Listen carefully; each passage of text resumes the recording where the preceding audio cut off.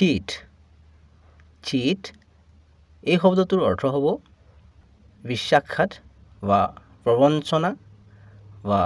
ঠগ বা ঠগা বা প্ৰবঞ্চনা কৰা বা বিশ্বাসঘাত কৰা অৰ্থাৎ কাৰোবাক ঠগা বিশেষকৈ যেতিয়া সেই ব্যক্তিজনে আপোনাক বিশ্বাস কৰে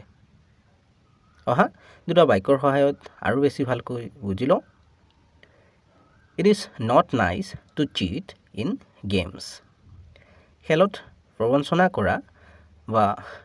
বিশ্বাসঘাত কৰা বা ঠগা ভাল নহয় The teacher explained why we should not cheat. ছাৰে বুজাই দিলে আমি কিয় ঠগিব নালাগে চেনেলটো ছাবস্ক্ৰাইব কৰি ল'বা কাৰণ এনে ধৰণৰ ভিডিঅ'বোৰ ইয়াতে পাই থাকিবা